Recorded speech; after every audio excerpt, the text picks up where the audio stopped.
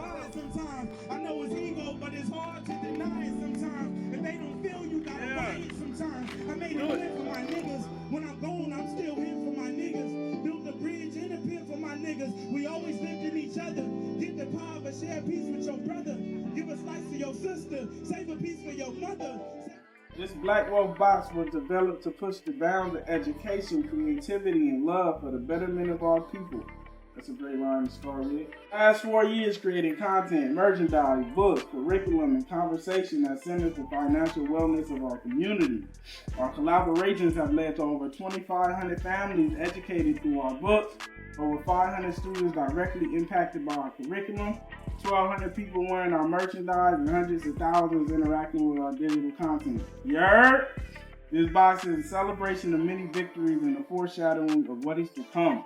Finance Friday will continue to be a leader in tech, education, media, and most importantly, an advocate for collective ownership.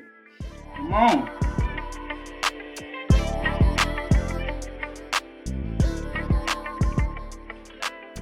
It's to you, actually. I gave it to him. No, I'm supposed to give it to you. That's your side. Don't ask her to read You that feel what I'm shit. saying? Hey, don't worry about it. You can read it on your time. You can read it on your time. We gonna do this. You know what I'm saying? You good. But yeah. Now this is a gift to the home. It was a gift to this brother, but it's a gift to the home. And you don't want to actually fit the hoodie. And you got my book inside the living room. No. Show them what Oh man, behind the scene access. Hey, this is real. This is honest. Your sister told me. She just happened to tell me. I'm like, oh, that's dope. It stays up there. Man, that's beautiful. But we're doing some renovations in here, so. But yeah, that's book stage right there. That really means everything to me. You don't even Come on, understand. bring it in. Yeah, God is good on that one. That means the whole world to me. For real. Mama, I appreciate you, for real. Of course, Yeah, of course. man. Appreciate you. And thank you for inviting me into the home. That means everything, too. I know, I'm honored, for real. I'm for real. Yeah, Come on man. now.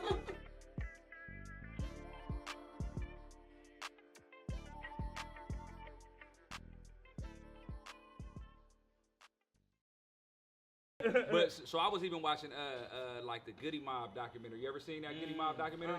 So it never went away, right? So that's why I can't call it a relic, right? Because it never went away fully.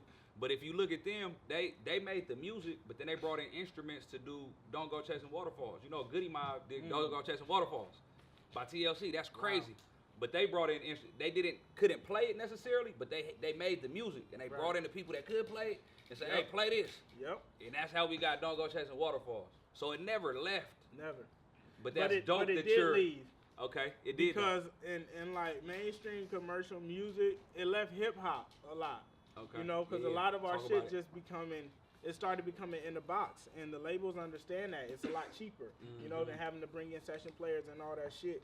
So it did kind of leave hip hop. Like when you listen, if you go on right now and listen to any rap album that just dropped, you'll probably 10% might be live music. Right. You know, so it kind of left, you know, hip hop in a way. Because, you know, niggas just learn how to use FL and produce at the crib. You know, a lot of these producers now who the big guys don't even play instruments. That's right. And that's a good thing too, right? Like even if you just think of the origins of hip hop, the origins of hip hop is we're gonna take music that already exists and we gonna remix it. You know what I'm saying? We're gonna do what we do to it because what we have is what we have. You know what I'm saying? I like Nip talked about how like do what you can with what you have, and then when you have more, you just do more. With what you have. With what you have. Right? You know what I'm saying? Man. Yeah. Hey, are these? I know these cameras is rolling, bro. But how much of this gonna make it to the? You know what I'm saying? Hold on, man. Hold on, man. How much of this? You feel me? All this. Hey. Are the microphones? Hey, testing 1 2. No, that's a part of it, ain't it? Hey, when we got out the car. Yeah. We fired up. I know that's right. Hey, I know that's already rolling. We're gonna start like 5 minutes. What's your name? Hey, I ain't gonna lie, bro. When I seen you jogging down the street, I fell out, bro. Hey, I fell out. Like, bro, hold on. Time out. I seen the walks, bro. He might be trying something new today. I didn't know he was jogging and talking right there, man. And we answering questions while we jogging. You I feel know me? that's the wind good. I do 2-3 hour sets, man. Come on. It's not the same. Oh my goodness. We ain't doing karaoke on stage. Yes, sir. What's going on, family? My name is Anthony Walker with the owner of Finance Friday, the author of B is for Black Wealth, the book. You know what I'm saying? And I'm here on this momentous occasion, you know what I'm saying? On this beautiful day, you know what I'm saying? Just tapping in with the brother that I have a lot of respect for, you know what I'm saying? I think he knows that. We've talked about that offline, but I think it's important for us to pay homage and give flowers. Somebody that I see as one of the premier entrepreneurs, not only within black culture, not only within our culture, but within, honestly, within the world. Come on. Like, I mean that. I mean that. And to me, you can't say this, you can't say this brother's name or you can't say, long story short, he belongs in the conversation with the Elon Musks of the world, and I'm not exaggerating, and we're gonna talk about why. He belongs in the conversations with the Steve Jobs of the world, the Damon Johns, the Dame Dashes, the Jay-Z's, a real industry revolutionizer. You know what I'm saying? And that's why it's not all success. Don't always look like millions and billions of dollars. It looks like who can create change. That's gonna create change. That's gonna create change. And I feel like this is one of the brothers that did it. You know what I'm saying? One of the illest that ever did it and got away with it. You know what I'm saying? My brother, after Pergola. You know what I'm saying? Larussell in the building. Come on. Yes, sir. Yes, sir. Hopefully that that was good. That was a good intro. You probably ain't heard that one before. I know that was No, the last person said the exact same thing. Oh, yeah. Hey, man, hey, check this out, man. Again, grateful to be here, bro. I appreciate you for inviting me into the home. This is the second time I've been here. The first time, you know, was as a participant in the crowd. Yeah. At one of your live shows. You know what I'm saying? And this time I get the honor of having a full conversation with you, so I'm grateful for that opportunity, first and foremost. But just for those that don't know you, I know it's a million plus, millions and millions of people that do know you. Yeah. But for those that don't know you, I would love for you to introduce yourself. I'm Larussell. Give me some adjectives. Some adjectives. Black. Ambitious. Unstoppable. Ferocious. Atrocious. Eat kids. Nah, you know, I'm Larussell. I'm from the V. I own good company. We be doing big business, doing cool shit, doing dope shit, changing the culture, putting niggas on, helping the community eat, helping niggas win, letting the fans get in on the income, spreading the wealth, spreading the knowledge, sharing the game. Yes, sir. The list goes on, you know. Album 32, putting that shit out. Talk about it. You heard? Yes, sir. Yes, sir. Nah. So it's crazy because when I came here, I said, look, man, I ain't come to talk about music. You know what I'm saying? Because, you know, I consider I'm a educator when it comes to entrepreneurship, business, finance, investing. So I said, on the way up here, I'm like, man, I ain't come to talk about music. But as soon as we sat down, me and Larussell started having a good conversation about music, man. So I don't want to skip over that on our way to the conversation that I came for, which is about entrepreneurship and business and finance. But one thing that we talked about and that you said that stuck out to me, you're talking about like live instrumentation and how important live instrumentation is to your process. Can you just share a little bit about why that is something that you feel like is so relevant to you at this point in your career and the art that you make? Man, movement. That's the best way to put it when it comes to the live shit. Like, I used to do all my shows over just instrumentals. And I was rocking them bitches, you know, no background vocals doing it. But at a point, you get to a point where you're so nice that if the court was only this big, you wouldn't even be able to get off in the way that you really supposed to get off. And the instrumental puts you on a court this big, so it's like you don't even get to see a nigga really get in there. But the live music, man, you get to stop and start and bring it back and reset a line and let it breathe and fill it out. And you don't know, the pianist might slip up or add a note that's like, go back there. You know, when it's live, it has life. It's moving. It's alive. You feel me? If it's not live, you know, it just ain't breathing. It ain't no life behind it. When you're doing a live show, it's a heart behind every instrument.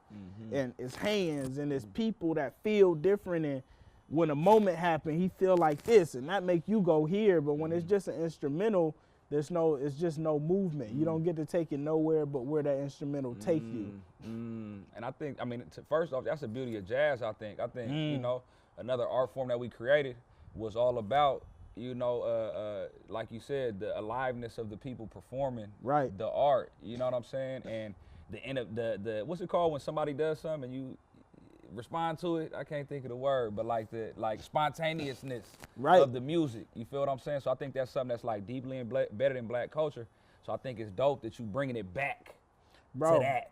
It has to be. Like there's certain moments like when we do our live shows where when a nigga say, hey, switch to that and that bass note hit, it move everybody. You feel me? Like, bro, you have to have that movement. That's why a lot of live shows now that you go to and you see, it's like,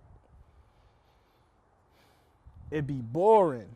It be boring. Like, it be cool, but it don't be like an experience. You feel me? It's like it's some shit you could hear on the radio. You know what that reminds me of, bro? Like, you know when the locks and the and Dipset. Yeah. The difference there. It was no competition Ever. just based on the fact that they shit was live.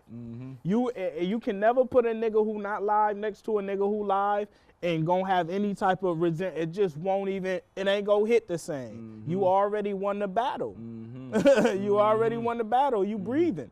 Nah, that's a fact. It's a living thing versus a dead thing. It's like you said, heart behind it. It's a soul behind every single one of them instrument keys. Come on. I love that. That's dope. But just moving away from that, bro, and the conversation I really came to have is this, bro. And I ain't tell you this off camera, but I'm gonna tell it to you now. So what resonated to me early on in your career and what I've seen consistently through your career is the way that you speak about your father and your father's influence on you as an entrepreneur.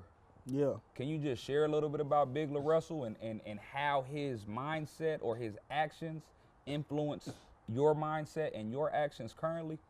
Man, the hustle was just unmatched. My dad sold everything except for drugs. You feel me? Like, nigga, if it was product that he seen as valuable that he can move it. And he taught me really early, like, how to, you could have a similar product as somebody, but make your product a lot more valuable. And when you know you got a similar product, it goes out of that. It goes into your marketing, it goes into your packaging. Like, this nigga used to take things and just package it better than the next person. And it's like, even if my product wasn't better, my packaging is better. And then he moved to getting better and better product and learning how to communicate. I used to have to go on runs with my pops. And that shit taught me how to hustle, because I'm a little nigga, but I'm in a truck. We 12 hours out the day. You only get to eat once, and you moving and you working and you sitting there communicate. You learn how to talk to people and all that shit. Like, teaching me the system. He had me in assembly line early. Nigga, this shit come off, do this. I'm finna go to work. When I'm gone, I need you to do that. When I get back, I need them done. You feel me? Like, everything that I do today in my hustle is just some shit that I learned as a young nigga from shadowing pops and learning them maneuver. And I seen him break niggas out here. Don't even worry about that. I seen when a nigga come with bad business, I just keep it. Don't even worry about it. We never gonna do no business again, you know? Like, them things, I remember we used to laugh at him when I was a young nigga. You know, you used to have text signatures, right? At the bottom of your messages, you could add a text signature. Like AIM sign off or something like that? Nah, just like at the bottom of your text, you used to be able to put like a signature. His was best in the Bay. Back then. Me and my mama and sisters and them used to laugh because we used to be like, best in the Bay. But like, that was his mentality then. Anytime you get a message from that nigga, at the bottom of it, it said best in the Bay. You see that message 20, 30 times, what you gonna feel? Man. You feel me? So it's like, he was instilling shit in me just like early that I didn't even realize because I was just integrated into his life. I remember being a young nigga, like when we used to go on trips, he used to have this CD case and he'd be like, pick something. You know, I get to set the soundtrack of the trip. Shit like that, you feel me? So just being immersed in that, I learned everything that I do today on my hustling. The reason Larussell's content looked different is because my pop's content had to look different back then. The reason the nigga, why you dropping every day? Nigga, my daddy got up and hustled every day. Right. It's like, nigga, if you want to sell your product, you gonna sell it every day. That's right. You feel me? So just my whole blueprint came from that.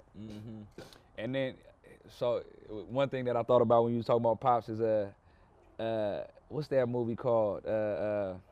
New York. Dang, I'm gonna mess it up. But long story short, it was like with Italians and black folks, Brooklyn, something. Anyways, the movie, the dude gave somebody like $20, and he was chasing him about his $20. And the OG was like, you mean to tell me it only cost you $20 to get rid of him as a friend?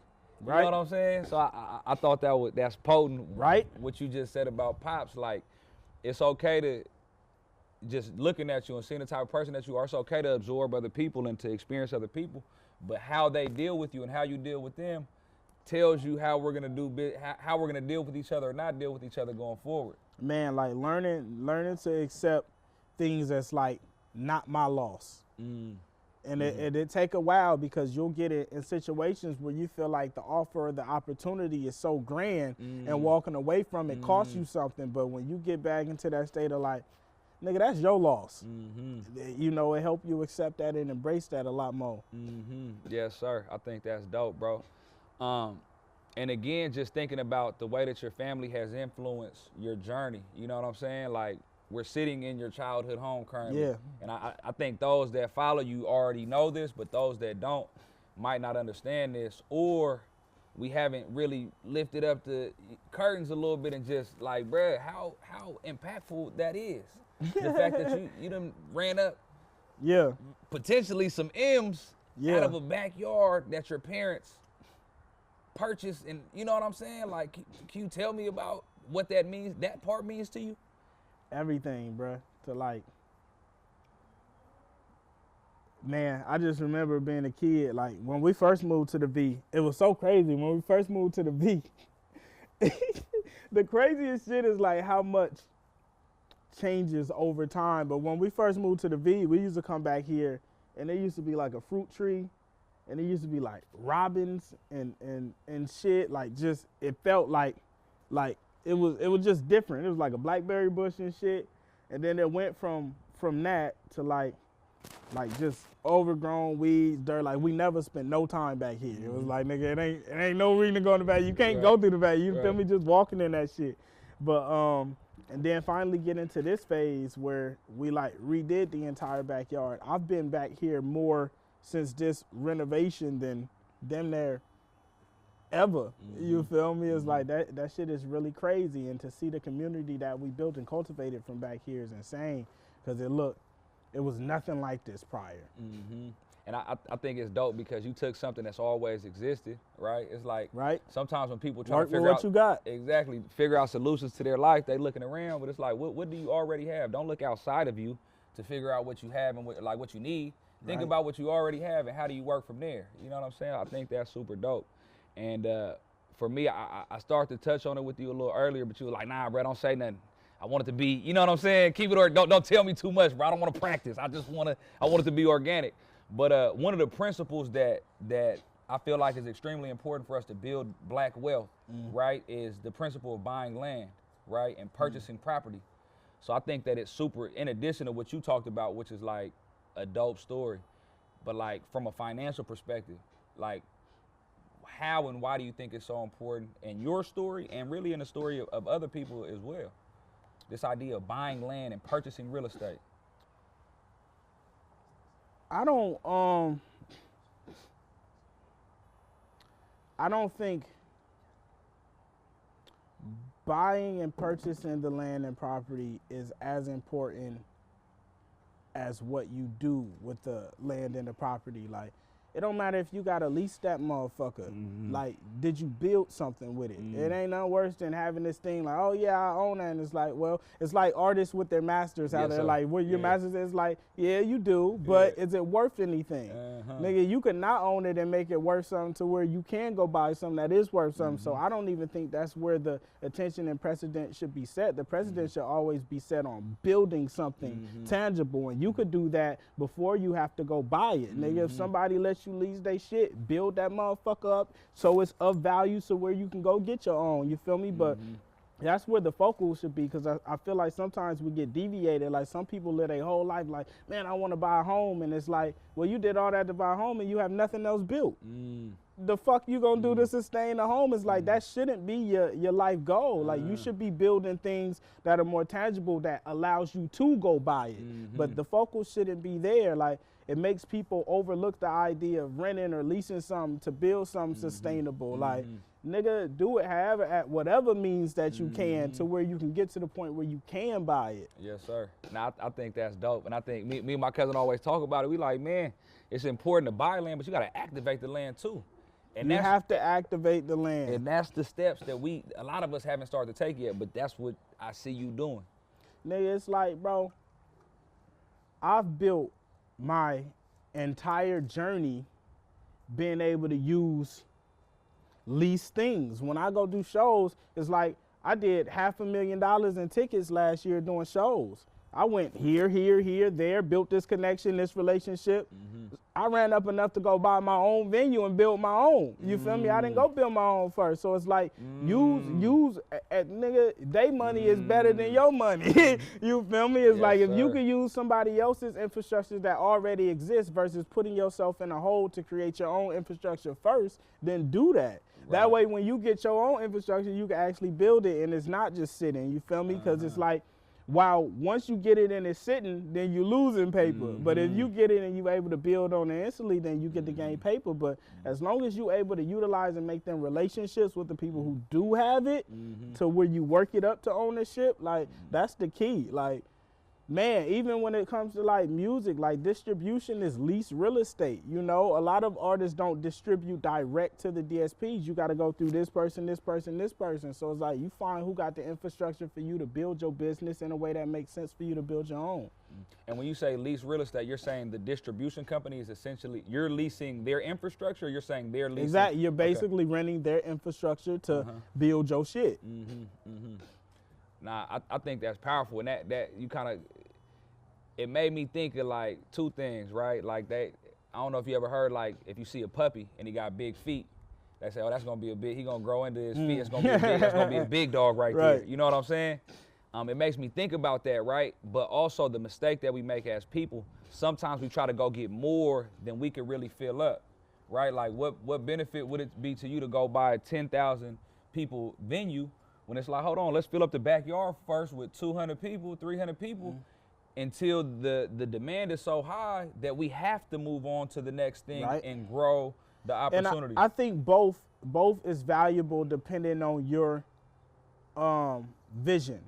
Like we all stay in the compound, and I got the compound before I was able to build out the merch side and the content side and the live room. But I knew exactly what I was going to do, and I knew what I was going to go do to make that happen. You feel me? But if you don't have that vision for that, then yeah, start with, I've been telling the homies now in terms of shows, you know, a lot of artists wait till they can sell 100, 200, 300 tickets, but it's like, no, the moment you can sell 15 tickets, you should go figure out how to monetize that and sell it. Once you can sell 40, go monetize and sell it instead of waiting to that 100. So I think depending on what the vision is, both is applicable. Now that's dope. And just for my purposes, but also for the camera purposes. So you purchased the compound? No, I ain't purchased the compound. Just asking. You know what I'm saying? Just asking. No. So you got that on a lease? Yep. Not to be all in your business. Yeah. How long is the lease for? It was for a year, but it's leased to own. So the owner of the compound is like the coolest nigga we could possibly found. And he from Vallejo, and he fuck with what we do in the city, and he's like, man, as long as you need this building, it's yours. We support what you're doing, we want to build that. And that was the greatest thing to me, because if it wasn't, I would have had to spend that type of money to purchase the compound instead of like working with somebody and being able to build it up to this big value. And it's like, nigga, that shit ain't going nowhere. You feel me? And that's why relationships is very vital and important, because it puts you in a position to where you could build first instead of putting yourself in a hole and now you don't have no paper to build. Nah, that's a fact. And I think that's what's missed from just people in general, right? When we talk entrepreneurship, business, or even just creativity and art, like the most important thing is relationships, whether that be relationships with your collaborators or relationships with your fans or your clients or the people that are spending money with you, right? Tell me about like the way that you've, I don't know what the word is, but worked on those relationships. You know what I'm saying? Like, what are the things that you feel like you do very intentionally to make sure that your relationships are good from inside the building and outside the building as well? I don't really do anything intentional to do that. It's just my human. Like if I hit you to check up on you, that's just me. And that's something that cultivates a relationship. If I see you in a position, I'm like, hey, here, that's just who I am in my being, and that naturally cultivates the relationship. When my team show up to a venue and we speak to everybody and hug everybody, and it's like, oh, we fuck with, oh, the lights was, that's just who we are. None of it is intentional. It just happens naturally and organically, and that's why our relationships have the strength that they have, because you could tell when a nigga is being intentional and trying to network you and win you over versus when it's just real. So I don't cultivate relationships with too much intention. It just flow. Some don't get to the point that others do because it just don't connect in that way naturally, but the ones that do, it just happen. I just show up as myself. So that brings me to, another question, right? Because something that you did that was revolutionary to me, and to the point I went on Instagram immediately. Well, first I tapped in with you and was like, bro, what's up, bro? What's happening? Then I went on Instagram immediately to tell the world about it because I thought it was so impactful and important, right? Early on, to me it was early on. I don't know where it was at in your journey. But early on, you gave fans an opportunity to share in the revenue that you make from streaming. You call it like buying stock, right? You know what I'm saying? You know what's hella cool? Yesterday, or a couple days ago, one of the fans had messaged me and was just like showing they thanks. And this is crazy because this is someone who has stock in our shit, and it's still very early. But every month, she been getting her payouts. Ooh. And she was just showing love. And I'm like, to see these amounts early is so dope because I'm at such a very starting point of my career. I'm only going 100 to 1,000x. So the people who are making a couple hundred now, even 40 now at 1,000x is 4,000, it's like 40,000. You feel me? So it's like, knowing that people are about to make that kind of revenue off of songs that a nigga made with his niggas and shooting is like, bro, it's insane. It's unimaginable. Like, people are gonna make yearly salaries just having a percentage in a song that they invested in early because they fuck with Larussell. Hey, what's the name of the album where you on a bike? What's the name of that? Marlon 7. Marlon 7. Hey, y'all go download and stream Marlon 7, man. I'm trying to get my revenues up, man. I was that was the first album I heard. Right. I was like, I like him. Give me some of that Marlon 7. Hey, if I'd have knew back then, I'd have bought like what's my song? Energy is currency. No, I love that song too. That's later though, but it was out back then. It's the best song you got. Tieta said it was the best song you got. It was a song the reason she liked you. What was the song? Do That Little Dance? Do That Little Dance she be doing. That's the one. That's the one. Yeah. I should have bought that. That's the one I'd have bought. And if I could do it all over again, I went back and heard it. Was like, hold on, I'm tripping, bro. That's the one I should have bought, bro. Picked the wrong one. But I've been making money though. There's no stock left in Do That Little Dance. Like we literally distributed like all the portion I was able to distribute. People came and consumed, and that's the beautiful thing, because like, bro, this shit only getting bigger. A nigga ain't even hit that stride. Some of these niggas do 1 billion streams. I'm just now getting in the streaming side to where it's really activating. Like, it's finna look stupid. Niggas gonna be able to quit their job because they had a piece of a song that a nigga did, and that's the most incredible shit. The lineage is so far because it's perpetual.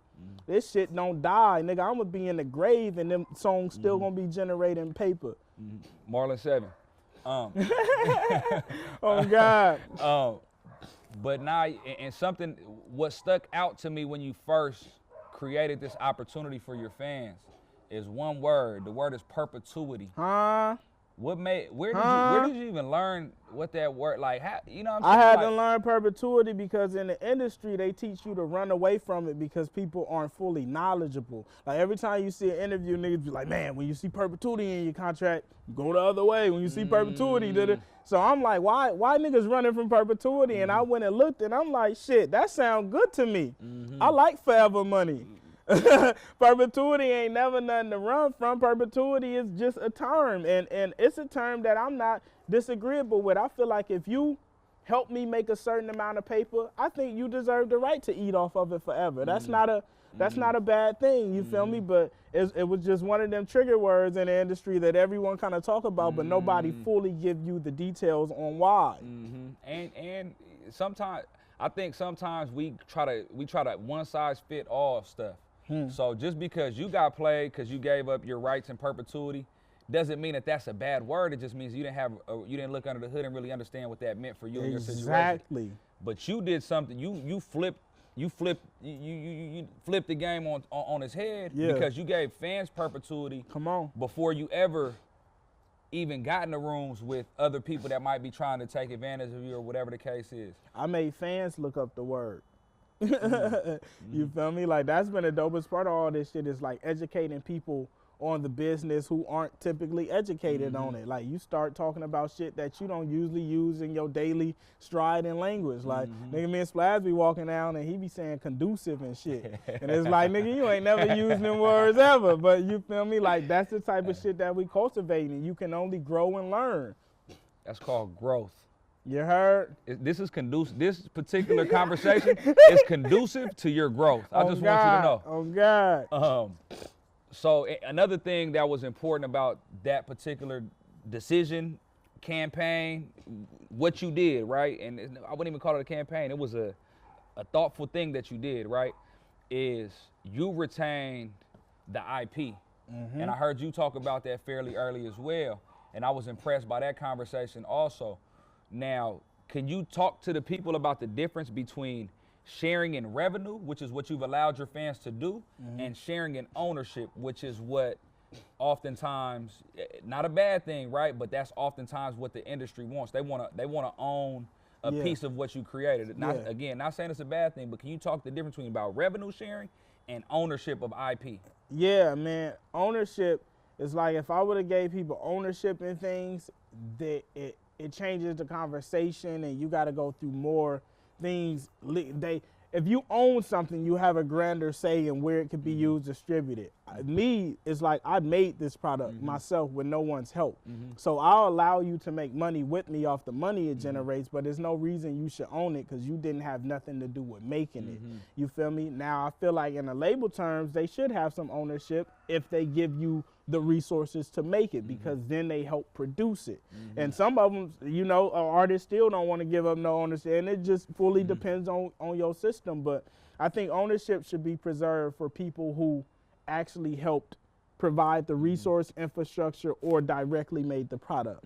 Now, revenue sharing, I think, should be for people who help market it or is willing to invest in it for you to propel it a little more after this product already exists. You know, I think revenue sharing is like the smartest thing. I love to do that with merch and just anybody I work, the shows, shit like that. It's like, yeah, you feel me? That's where it's supposed to go. But ownership, I think it should be directly related to the people who actually created the product. And to me, I'm hearing that ownership, there's a lot of control that comes with ownership, right? Versus revenue sharing. You might not have no real say in what I got going on with this thing that I own, but you get to benefit off of the decisions that I make or what I do with this particular piece of content that I created. Exactly. And can you just touch on the importance of IP? And the way I heard you put it before, right? You said like every album is, to you, is like a house. It's like a property. Yeah. Right? Because IP stands for intellectual property. But can you just talk a little bit about the importance of intellectual property within your business model? Man. And just in general.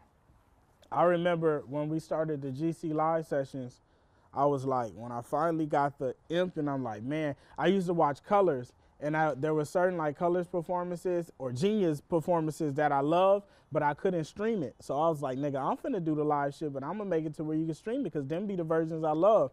And once I hit my stride, I was like, nigga, I'm finna get 500 of them.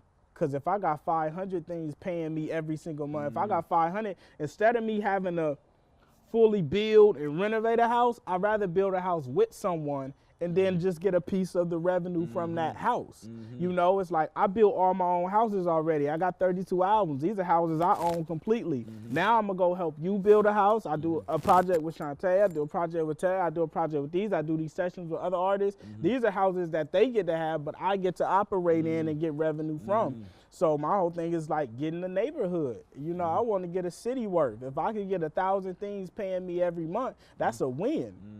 And it's crazy you say that because the way that I came across you originally was actually through GC. I followed GC before I ever even knew who Larussell was. Hard. And that's what's dope about business. And the reason I follow GC, man, shout out to my homegirl, Jiminelle. You did a Yep. We did a session with her. You did something with Gemini a long time ago, and she was kind of giving me the rundown. I'm like, oh, that's dope. And then really before she gave me the rundown of what was going on, you and Iman Europe did something. Yep. And that was my jam. Like, Yep. and before I even knew what GC was, I knew what that song was. So all I was like, man, where do I go to find the song? Yeah. I found the song. You know what I'm saying? So that's where I ran into you at first, and I was so inspired once I figured out that you were the one that was behind GCU and team, right? Because I was like, you know what this brother's doing that's actually super dope is he's putting a spotlight on other people. You know what I'm saying? He's building a community of other people and getting behind them. And, you know, later on, it paid dividends. Not saying for your popularity and all that, not saying that's why you did it, but it was just interesting. Even before it started to pay dividends on the level it is now, I was like, this brother's inspirational because, yeah, I teach on entrepreneurship and all that, but I don't have all the information. You know what I'm saying? I only have a certain limited perspective. Right. There's other number of people that are geniuses. So how do I also spotlight their genius so as a community we could eat off of the hard lessons and the genius of Larussell from an entrepreneurial perspective? You know what I'm saying? Right. So even early, I seen that and I recognized how dope it was. And it's crazy too. I seen Kariga one day and your name came up. And you know, we was chopping it up about all type of stuff, but your name came up. And I was like, man, you know what I want to see Larussell do though? I want to see him go back to the GC and get exactly what you just said you're gonna do. Go back to that and create with all these other artists like he was doing from jump. I do it in a different way. I'm never going back. And that's the beautiful thing. It's like everybody always wants you to go backwards, but it's like, why would you want me to go backwards? Now I do it in a different way. I had Spice One in here, and Richie Rich in here, and Kennedy Ryan, and Sam Opoku, a bunch of artists that you've never heard of. The same way I used to do that, but I do it in a new form. We've gotten live versions of D-Lo No Ho and all black Canadian good shit that just never existed prior. So I revolutionized it and evolutionized it in a new way. I'm not going back. You know, but I'm always going to help and lend my hand and extend that branch and put on artists that you've never heard and seen, but I'm going to keep doing it in new ways that make sense for me. When I started those live sessions, I was in a different point in my journey and had a different crew and team and a bunch of memories that's core to that. It's like I want to move out of that space. I don't want to do what I've done 3 years ago. That wouldn't make sense for me. I want to do new shit I've never done before. No, that's dope. And I think there's even another conversation deeper than that, like, revitalizing the classics, you know what I'm saying? Like bringing certain people catalog back in, and that's all part of the catalog. That's all part of your catalog on some level too. Even though if it ain't, two things. Yeah, that's their catalog working for them, and it's my catalog. And now it's your catalog. Once you invite people up, it's like let's do something. We're creating something new together. It's live. It's this. It's my instruments. It's my space. We're creating something else, and now it's thousands of cities. Come on. Now it's a city's worth. Come on. Worth just besides just my 32. That's pretty genius, my brother. That's pretty. That's different. I don't even have nothing to compare that to be honest. Like no. I'm trying to think. No comparison. I'm trying to compare it to what maybe Apple, because they eat off of every app. You know what I'm saying? Store, but there's a little vulturistic. So it's a little different though, because they don't help you build the app. That's a fact. They just host it. They're like distributors. Yeah, they're a distro. And you're like, so okay, boom. Earlier we was talking about VaynerMedia, right? You want to tell them about VaynerMedia? What you told me about VaynerMedia? Yeah. We pulled up the Vayner and got to chill with the team. Did an interview there. Did the little dope shit outside. They were some cool niggas. Tyler, shout out Tyler up there. Walked around the office and met some niggas up in there. And Gary V want us to come back and do our thing. So it's gonna be dope when we hit the East Coast again. Absolutely, Gary V, man. Look, Gary V and Larussell gonna be epic, right? And that's gonna be crazy. Later, I'll tell you why that conversation came up earlier, but. What I recognize, right, is that what you're doing in hip hop, your business model is very similar to Gary V's. Gary V just said, hey, just get the camera, follow me around everywhere I go. I'm about to say some important stuff. I'm about to meet some important people, and we're gonna use this IP and flood the market. It's gonna be worth something on the back end. But what else I like that you do that he doesn't do is you sell product a little bit more consistently. It's consistent in your business model as well. But that's what I see when I see you. I see that's one branch of what I see you building. It's like VaynerMedia. Definitely. I mean, and bro, that's really the method. Like the more someone sees you, the more indoctrinated into their life and their family you become. Like when you see me on walks and niggas pull up and greet me, they greet me like they knew me forever because they see me every day and all the time through it. I don't feel like a stranger. Even though they've never met me in person, they instantly feel like they know me, and it's because we put so much shit out in every different direction.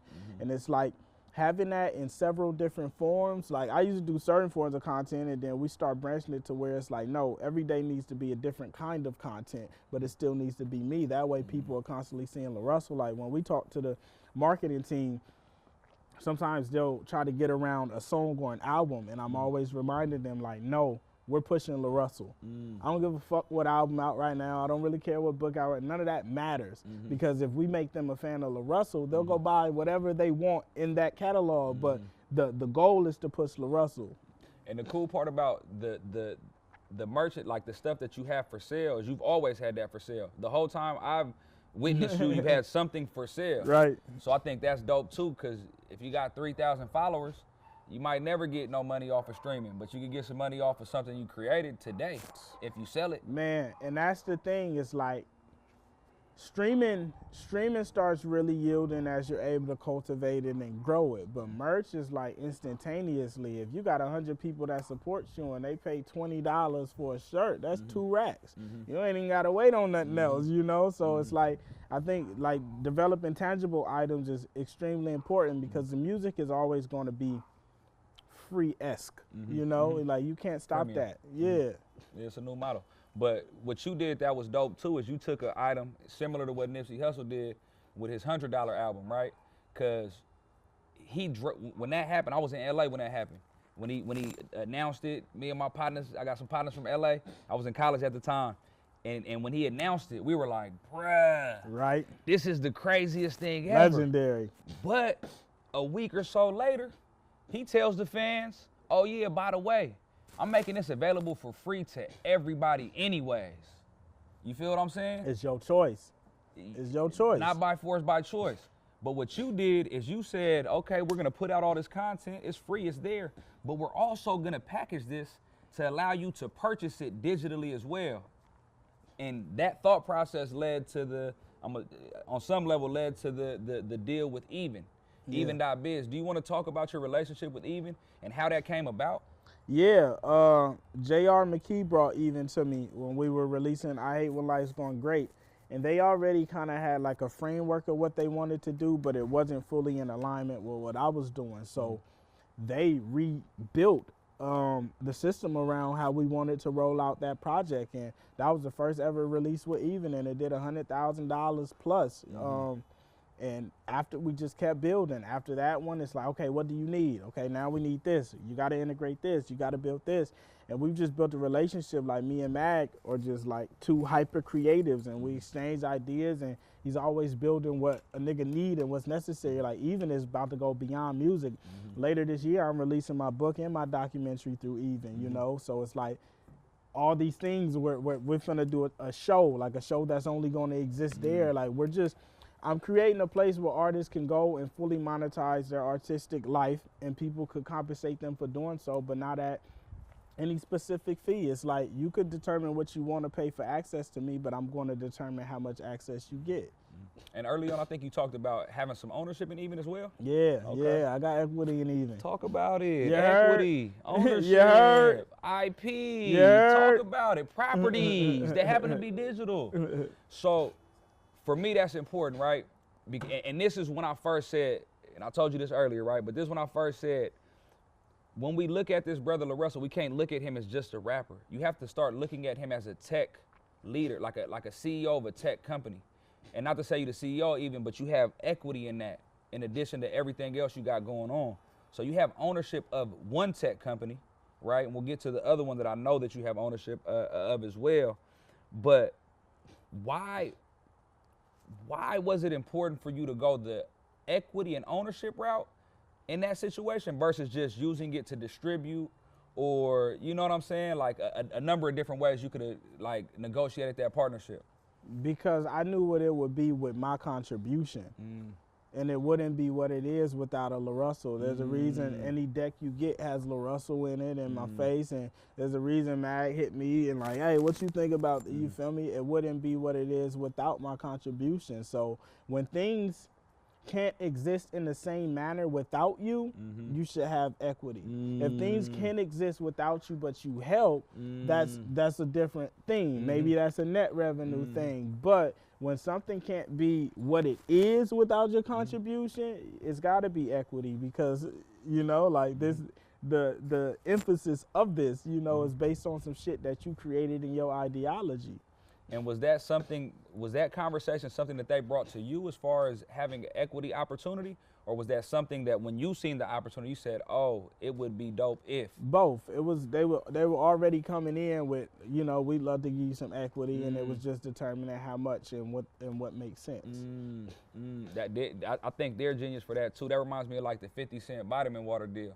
Yeah. He took equity instead of taking cash up front to promote something. He took equity in it, and he cashed out something crazy because of it. Man, my new thing is like, I'm not even always equity driven now. Like I like equity, but my thing is like revenue. Absolutely. I'd rather have a rev share than equity, you know, and I can have my rev share for extension, or I'd rather have lower equity and a higher rev share to something that I revolutionize and create that I know gonna bring in profit, you know, because equity is a long-term thing. A company might never sell, so it's like your equity ends up, you know, just being collateralized, but when you get rev share and it's like, nah, y'all started making $100,000 after Larussell came, I want a percentage of that, it changes the game. So my shit now is like equity and rev share if it's something that I impact. I always told my cousin, there's two things that black folks, that if you're creating something for other people and involve other people, always with an emphasis on black people for me, but the two things they need is they need equity, they need ownership for the long term, but they need cash flow right now, they need revenue right now. So like you said, it doesn't always make sense just to own something that you can't monetize.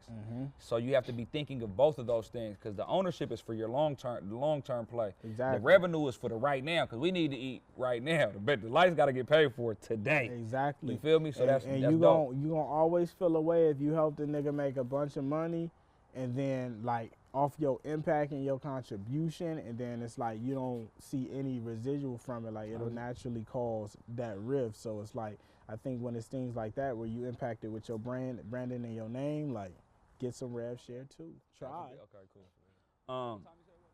Just trying to be conscious of the brother's time. You know what I'm saying? We got babies to pick up, man. We got real actual things to do, man. You know what I'm saying? We do this is work, but we got other things to do too, man. I really do this shit in real life. Yes, sir. So, yes, talking about rev share, talking about equity and the importance of both. I appreciate you for sharing that. You also have another what I would consider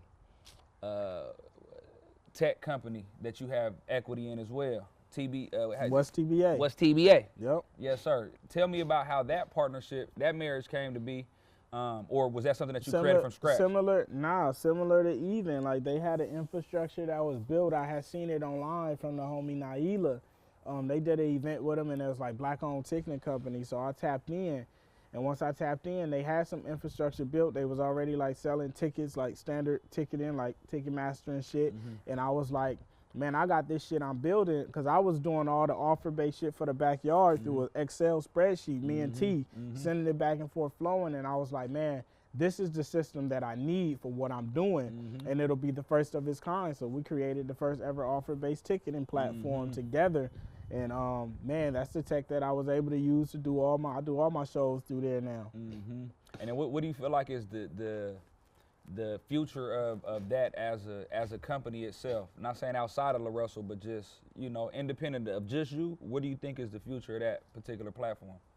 And I asked the same question about even Biz too. I mean, it's gonna be gigantic, because every artist, I feel like as an artist, if you throwing your own shows, you should have access to your own data and your own infrastructure. A lot of us got to give that up. Like, you got to go ask the venue for your ticket counts. And it's like, how come you don't know how many people buying tickets and where they coming from? And how come people can't hit you to, like, I was at a restaurant one day, and this lady was serving us. She like, man, my son is the biggest fan. I gave her tickets right there on the spot, went through in my app and put it in. You can't do that if you don't own no infrastructure. So it just makes it it's too many things in between you and what you trying to build. So us creating What's TBA is like, when we open that door to everybody, not just artists, but anybody who wants to throw an event, you now have infrastructure to throw your own event, and you could do it in the way we do it, you know, offer-based style or the standard way, but you have that access in your pocket. You don't really have that with any of the other apps, you know. The artists that get big enough to do tour deals, you have to give all your data and information to Ticketmaster, and they handle everything. You can't even upload your own show. You got to go tell somebody else to do it and wait and see if they do it right and all this shit. I'm not doing that. So, you know, we just build infrastructure for everybody to be able to be their own bosses. No, that's real, and that reminds me of like Ryan Leslie. Shout out to Ryan Leslie. I Yeah, ain't never met the we brother, fuck but with Ryan. We just met Ryan Leslie last year. Yes, sir. Yep. Yes, sir. So, and early on, Nip was basically having a similar conversation that you're having about the importance of data, right? And what I've seen you do an excellent job at is not farm data, right? Get people's information, right? The people that you're associated with. And I remember Nip having a conversation early on, but how did you know that was going to be something important throughout your career, and how has it impacted you up until this point? I didn't know. I was just creating things I needed. And it's like when niggas sign up for gold cards, it's like, well, if they sign up for gold card, I might want to send them something. So I'm gonna need this. I'm gonna need this, and then I'm gonna need this too. And me starting to generate and collect all that, eventually you grow this list and you like, damn, I know this nigga Ant shoe size. You feel me? Like you eventually get to the point where you like, damn, this is the value. Yeah. This is really the value. Like the reason people do deals with marketing agencies is because of their connections, because they have the data. They know where to run your ad, who to send it to. They have this group. Like that's where the value is. If I can go to someone and say, nigga, I got a list of 10,000, 20,000 people who already spent paper with me. That's a lot more valuable than a nigga who just like, oh, I got a product. Hey, I'm real cool, y'all. You should mess with me, man. My video got X amount of streams or X amount of views. And it's like, once I start diving deeper into the data, like my following, my network is so vast. I've been booked to perform in niggas' backyards for amounts that I get to go on a stage, you know, because I went deeper than just the following. My network is crazy. It's niggas who drive trucks. It's niggas who got venues. It's niggas who own this, niggas who could. I got a network full of people, but I only know who they are because I got data on it. If you don't have that data, you think your following is just a number that keep increasing or decreasing. But it's like, you might have 500 followers, but 2 niggas in there own this company and can help you out. But you never know that because you don't dive deeper into your data. Man, that's deep, man. And honestly, that's no different than what Apple does. That's no different than what Instagram, Meta does via Instagram. The reason that they're able to sell so much, or that they're worth so much money, is because they know everything about us, to be honest. You know what I'm saying? So I think that's dope. Hey, that's dope, man. Some of this stuff honestly leaves me speechless, because I don't think there's another modern example of somebody that has taken such a deep dive into the business around their careers. You know what I'm saying? Whether we're talking hip hop or anything else. What would you say some of your influences are? I understand that you're like an avid learner, but like you have to be to know some of these things that you're talking about. But where would you say some of your influences outside of your family, outside of your roots, that helped adorn these understandings? Terrence McKenna, Steve Jobs, man, it's a Walt Disney. I used to, every morning, like I'd be in the car or I'd go on a walk, and I used to just listen to like motivational speeches of different people. And I had a whole period where all I listened to was Steve Jobs for a good portion of time. And yeah, it's so many. It's a bunch of people. Like I just used to go listen to the great fucking thinkers and just let that shit play and just hear what niggas was saying and start reading. Sadhguru is a big part. Swami. Yeah, I just learned from everybody who's ever done something. I just soak it up. Yes, sir. Now that's dope.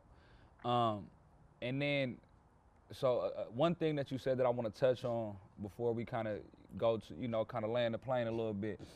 You talked about equity and it being collateralized. What does that mean for the people that might not know? Or ownership, to say it a little bit more simply, ownership, you own something. What does it mean to collateralize something that you own?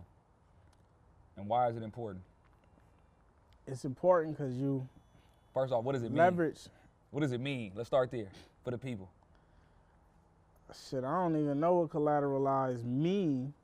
But basically, like, what I was about to say is, like, you're allowed to leverage it.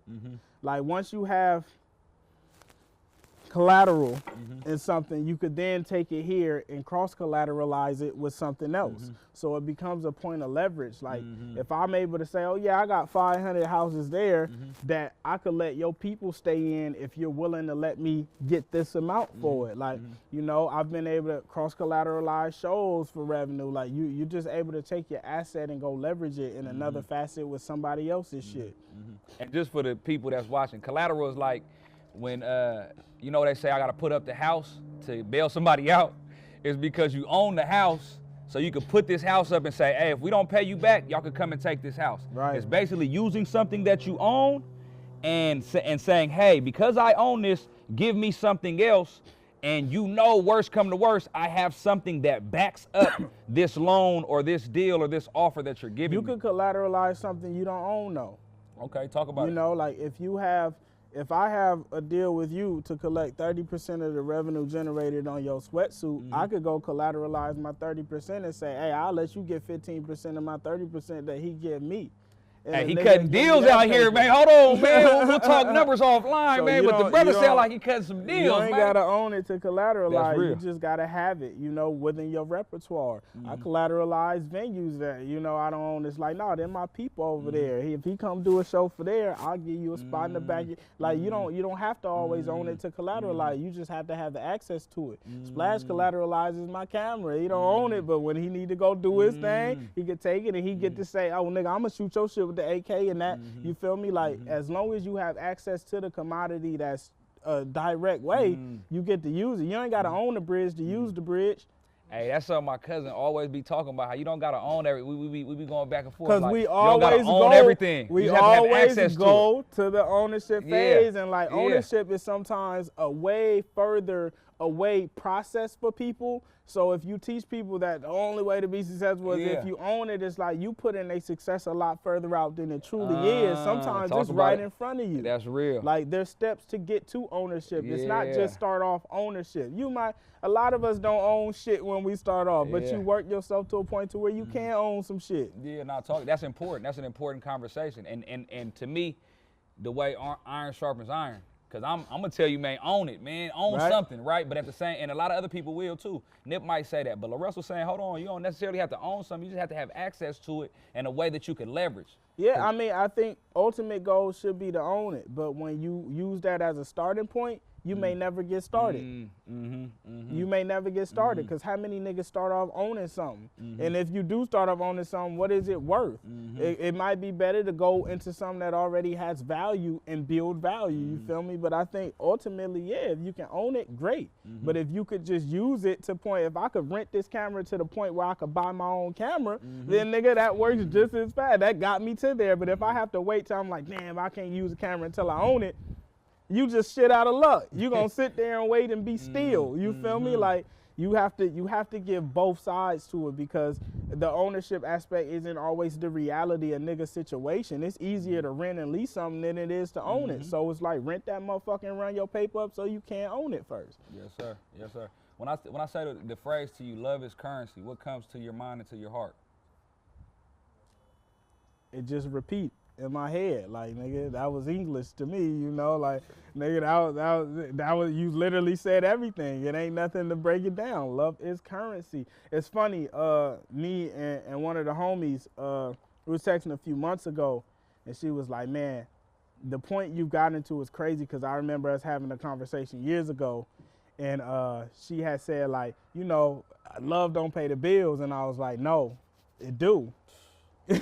Love do pay the bills, you feel me? And that's what that is to me. Like, love is currency. You could, when people love you, you could get access to shit that you just can't pay for. you can't pay for some of the shit that I'm able to do because they don't have that same love for you. You feel me? Like, love is the highest currency. You can't pay for some of the things you can get when a nigga just fuck with you and they like, nah, you need access to this. You just can't.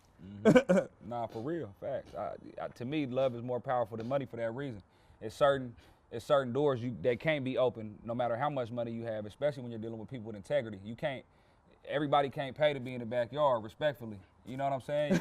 It doesn't work like that. Exactly. There's a level of relationship Man, and love that comes with that. Love is such a high currency that it can expedite you in ways that money can't. Like, you'll end up in a position that another nigga, they like, man, I got the money, and it's like, but you know, that ain't the route to that one. Like, and love could expedite you exponentially in a way that money can't. Sometimes, like, you know, labels are overpaid for marketing and shit like that, and they don't even get the result as an artist coming out that niggas is like, bruh, we love that shit. You don't even get the same result. And niggas spent budgets on marketing, you feel me? When you hear the term black wealth, what comes to your mind? Wealth. Wealth. You know, I've never really experienced black wealth monetarily.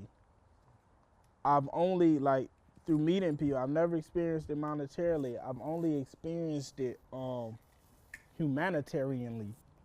You know, like, my pops was a very wealthy man. He instilled me with knowledge to go and build something that, you feel me? He could have gave me the money to do it and I wouldn't have been able to do it, but his form of nepotism was through experience, knowledge, enrichment, and information. You feel me? So I've always been able to experience black wealth in the form of infrastructure.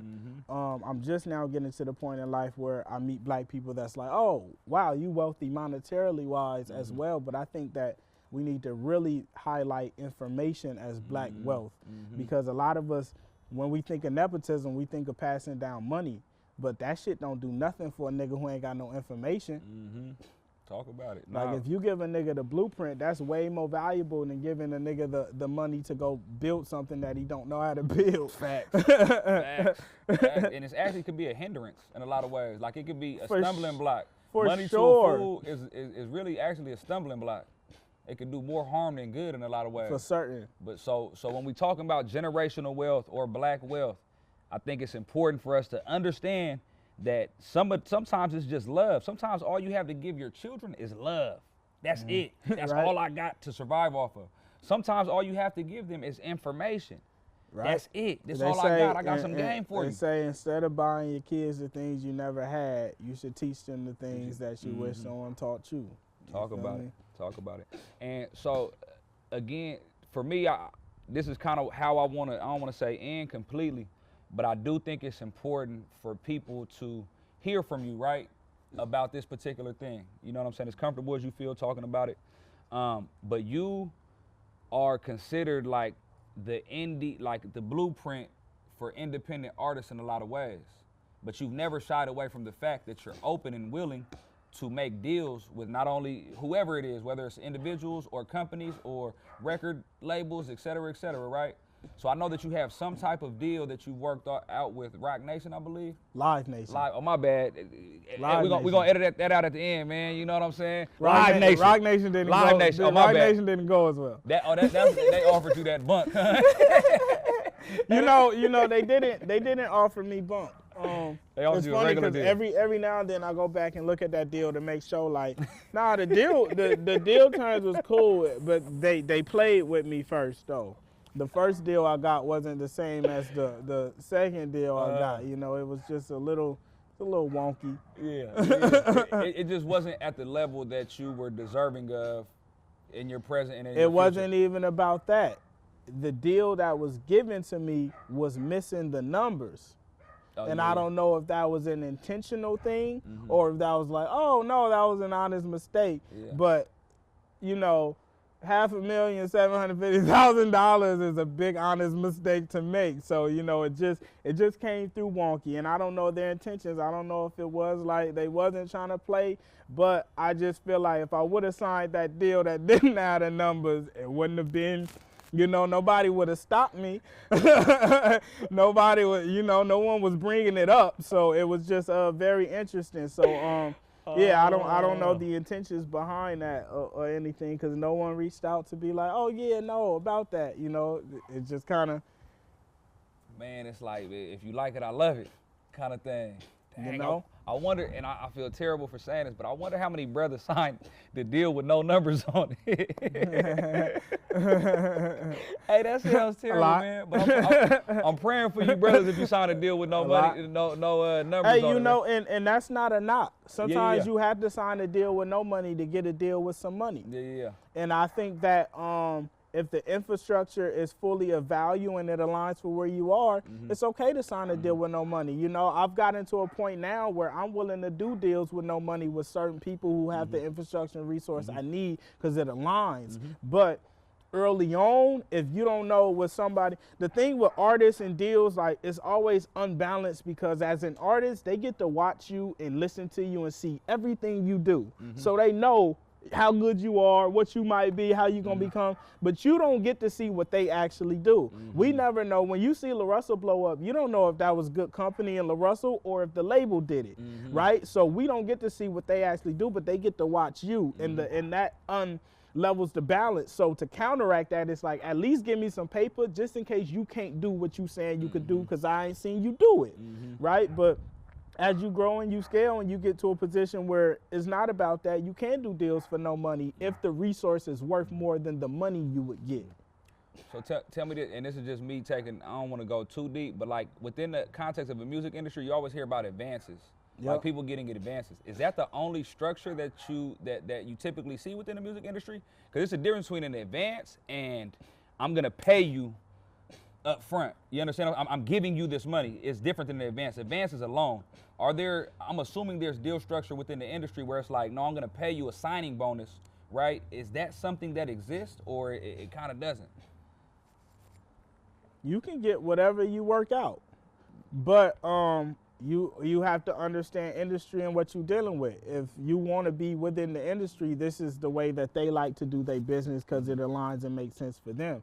And advances, it's seldom you're going to get a nigga to give you some money and not want no money back. Unless you're dealing with a nigga like us who like, nah, fuck with you, I'll put my paper up. It's very seldom you'll get that. Like I say, in the latter, once you prove yourself, you'll get a lot of people who are willing to help you and like, don't even worry about it. But in terms of going into the infrastructure and the industry and getting that, them niggas ain't cutting you no money and not trying to make their money back. That's just not how that go. You have to find private investors for that. Like I've had a dope journey because I've had a lot of angel investment. I've met a lot of people who just love me, who like, nigga, here, figure it out whenever. It don't matter. But when you going into the industry, no, they want their paper back. If they putting their paper up, they want to make some paper too. But there's different ways you could do that. You have recoupment deals, and then you have profit share deals where you don't have to do a recoup off your amount. Nigga just like, nah, just make the money back, then we'll split the paper. Recoupment is like, nigga, make back double, and then we'll split the pay. Make back triple, and then, you know, and that shit is unfair. But depending on your positioning and what you need, if a nigga take you from nothing and cultivate it to where the entire world know your name and your music and you selling out worldwide, you know, I think they do deserve some interest back. But if you've already built something independently and that's sustainable and you're already making paper, the terms have to be different. And sometimes they don't always acknowledge that. They'll give you a standard deal based on if another nigga walked in who ain't got what you built, you know? And whatever you feel comfortable with sharing with the people, can you tell us about the deal that you have with Live Nation? What's that about? I can't share too much because I promised them. Well, hey, it's funny, when I got my contract, it had like this NDA at the end, and I called the lawyer. I said, I'm finna breach that immediately. But you know, they explained, and I'm very, you know, I'm respective of their stance too, because the deal I have with Live Nation is the first deal that they've done like this, and they like, before you go tell everybody, we just want to see if it worked, because we don't want a nigga come in here asking for this, and we can like, no, that's for him. And niggas shouldn't, it's like, if you're not Drake, you can't get a Drake deal. If you're not Larussell, you can't get a Larussell deal. So I can't disclose too much, but it's a great fucking deal. You know, that it's a great deal. Is it attached to shows and events, or is it attached Yep. to on the music side as well? No music. Okay. No music. No music is associated, which was the most beautiful thing. I got to maintain my independence, and even in terms of shows, the way that we're doing it, it's like I get to run my race. They're not in my way at all. They're really just here to add support and build bridges where I need bridges built. Just amplifying what you're already doing as opposed Infrastructure, to adding being water. able to Just utilize add water. Exactly. Ain't that what Come you on. Did you say that or Sugar Free said that? Hey, it was hey, it's either you or Sugar Free said just Every add black water, nigga man. say that. Hey, man, it was an honor to sit down with you, bro, and just to go a little bit deeper into your mind frame and a lot of the decisions that you made that I thought have been extremely powerful and a blueprint for our culture. I pray that this particular time that we're sitting down can be useful for a lot of young folks. And the last thing I asked you on the way out, right, is like I do a lot of work with youth. Like I go to a lot of nonprofit organizations, and I teach these principles of entrepreneurship, business, finance, and investing. And my brother, he was talking to me earlier, or he been kind of saying this. He was like, man, as black folks sometimes we want to skip steps. We want to go from, we just feel like our skills and our talent, eventually I'm gonna blow up. Somebody gonna put me on. But, right. and I hear a lot of that when I'm talking to the youth, right? They don't recognize like, what are the actual steps that you take to be a successful entrepreneur? So if you could just talk to the youth for a second and just tell me what you think are some of the steps that they could take in order to be successful within the world of entrepreneurship or business. Get great enough at one thing to where you can monetize it. I think that is the easiest way to become successful. It's like, pick a lane that you're like, I love this, I really enjoy this, and put your 10,000 shots up to where you become so good at what you do that it's just undeniable, and everything will work itself out from there. If you become a superb pianist, you never gonna be out of work. If you become the greatest rapper, you're never gonna be out of work. Like, I think that's where the skep always gets skipped. Everybody wants to be successful, but nobody wants to do the work that it takes to be successful. So the work is the only way to get to success. You don't get there without, you have some people who get to skip the line, but you know, if you can, it's like find something you love and dig in every single day. Dig in as much as you can. And once you get great at that shit, everything else work out. Everybody wants to play with the great niggas. Michael Jordan don't get picked last. You feel me? Like, that's just, it's naturally occurring once you become great at something. And I think if we focus there, you could, it alleviates all the other shit. You ain't gotta rely on nobody. It's like, bro, get great at something first. Everybody wanna get signed after their first song and they first, and it's like, bro, you're not even good yet. Get great at something first. And people gotta stop, like, people gotta be honest with people about that too. It's like, this shit could be better. And help people get better. Like, it's the reason we come back here and rehearse and got niggas right. It's like, you have to build the foundation and the infrastructure for people to get better too. Yes, sir. Yes, sir. Like I said, my brother, it's an honor. Lovely. I appreciate you, brother. It was a long time coming, man. Hey, man, you can go on YouTube right now to Black Wealth Media, and you'll see a video of me talking about how Larussell did one of the most genius and revolutionary things of all time by giving his fans opportunity to revenue share with us. That happened. I don't know when you dropped that, but my video came not too far after 2021. That. Well, 2021, Black Wealth Media. It's going to be me explaining to you why this is one of the most revolutionary things that we've ever seen in the music industry. I also got some more receipts. It's another, somewhere in my Facebook archives, I just posted it one day. I posted years ago before everybody else knew. I'm not telling y'all I'm a genius or nothing, but I told everybody, I said Nipsey Hussle is the most important rapper in hip hop music. I might have said the most important artist in the world. I might have said that. Something to that nature. Years later, I don't know when the timestamp is for this, I turned around, I told y'all the same thing about Larussell. I said Larussell is the most important hip hop artist for sure, but maybe creative and artist and business person in music that we have today. I said that. It's all receipts. So when I say it's a long time coming, that's what I mean, bro. Like, I've been supporting from afar, and I've been appreciating your movement, so I'm grateful to be able to break bread, sit down with you at your house, man. We was gonna do it at the compound, but really I was like, man, the pergola is my vision, man. I wanna be at the pergola, man. That's where it all started, man. You know what I'm saying?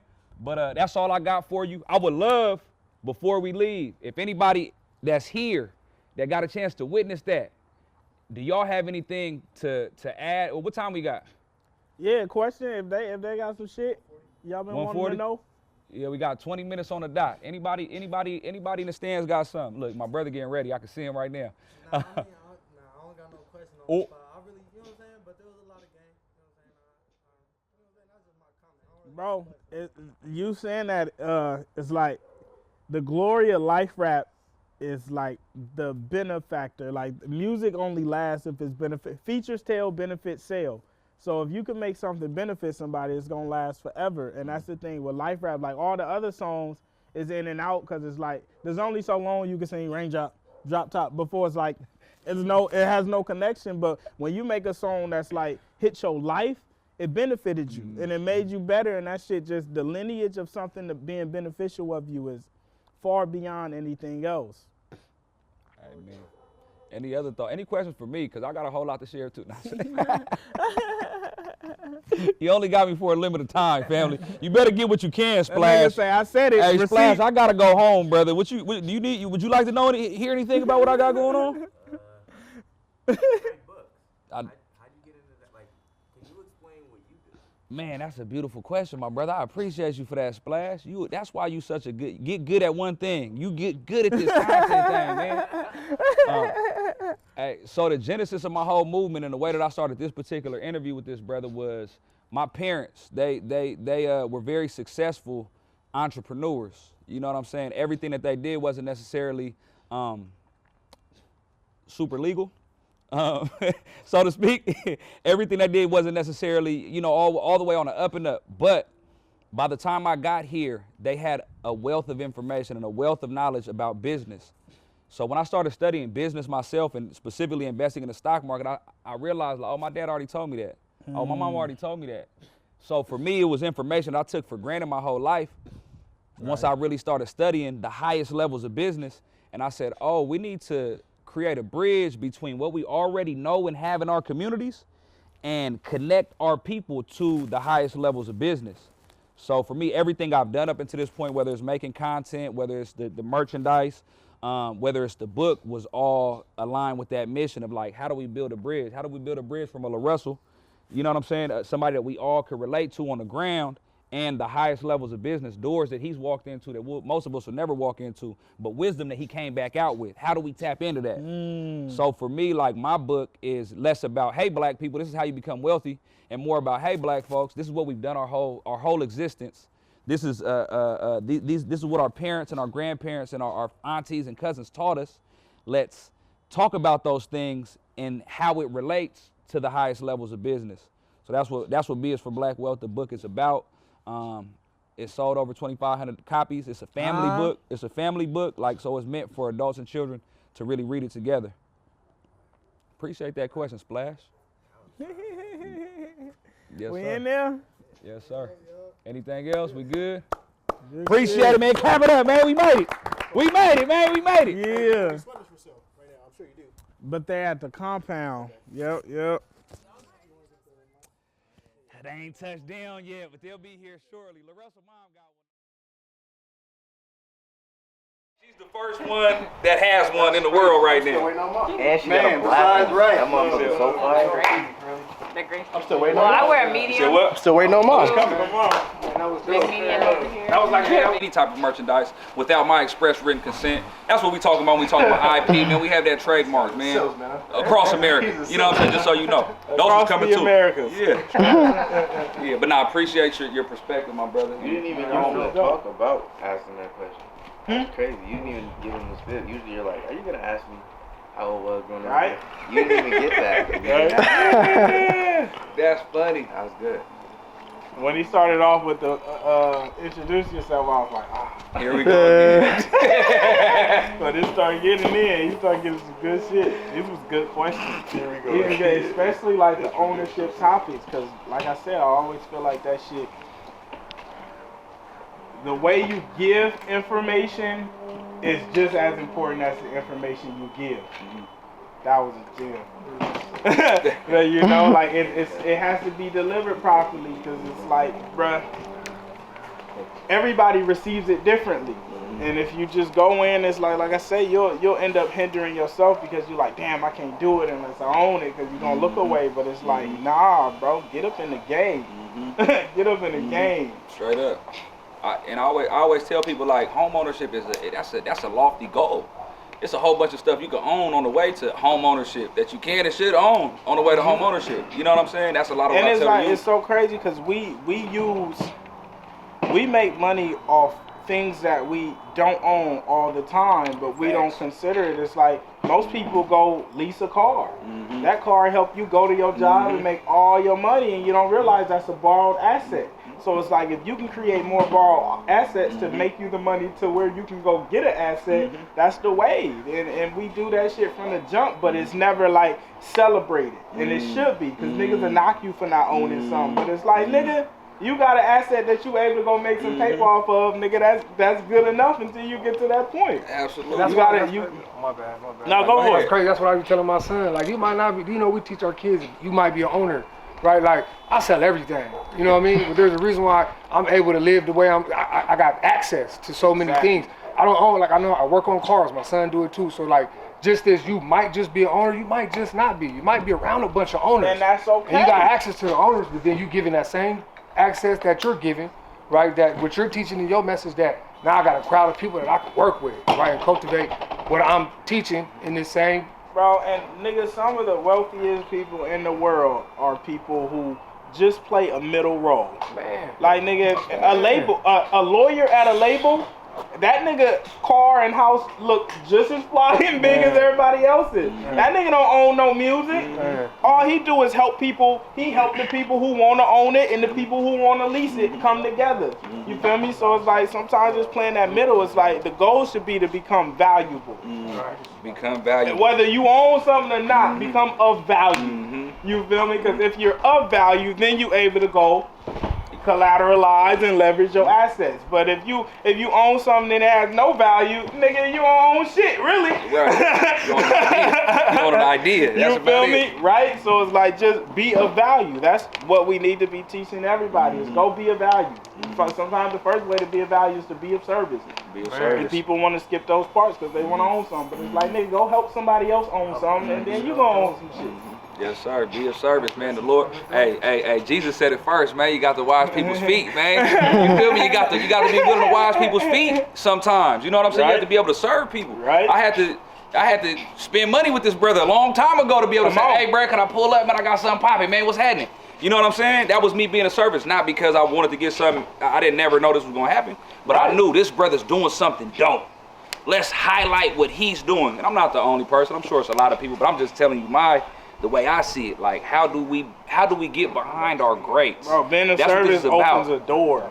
For sure. sure. Like, it opens the door. Sometimes if you knock, a nigga like, I don't know that nigga. Exactly. But if you come in with the nigga that a nigga knows, it's like, now you in the building. And that's what matters, like getting in the building. It don't have to be off your own merit. It's like sometimes just coming in with a nigga. So next time you knock, they like, oh, that's the nigga who was with that nigga. Right. Let him in. Hey, you feel me? I get to work with all the artists that fuck with him because I shoot his shit. Absolutely. Like, all the niggas see, I got in the door from walking in with this nigga. I was Absolutely. right behind him, and now niggas, you feel me? Now you here. Now your face card counts. Right. Hey, you ever been somewhere? Hey, to that point, you ever been somewhere and be like, hey, whose man's is this? Who brought him? hey, who brought bruh? Because you're accountable to the people that you bring around. Like, we gotta, you know what I'm saying? It's the same idea. It's like, yeah, your relationships matter. It means everything. Man, they matter the most. We finna go up this upcoming week. We going to the YouTube headquarters. And it's like, because of who we know, it's like, oh yeah, Larussell's come. We've been hearing his name. Now it's cool. And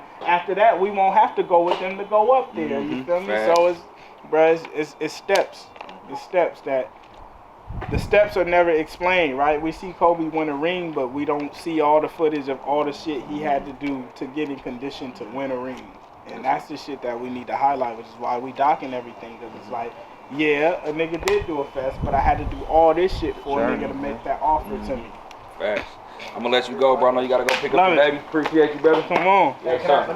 This was fire.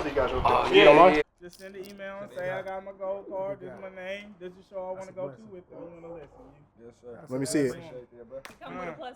Come on, said and what? it come with a +1. I'm gonna bring you. Let me see it. Yuki was mad she couldn't come to. She always be like, "Oh yeah, Tieta, I know her. That's my student." I know Tieta. Can we see the She was card like, yeah, please. She said, please send her love to you. Come on. That's y'all gold card then. Yeah, right. Hey, she came to one of your shows and almost passed out, bro. It was like 1,000 degrees out here one day. Right? And she was like, "Look, bro, I like Larussell, but man, I'm about to die messing with y'all." Get there. You get there. You good? Come on. All right, man. Appreciate y'all.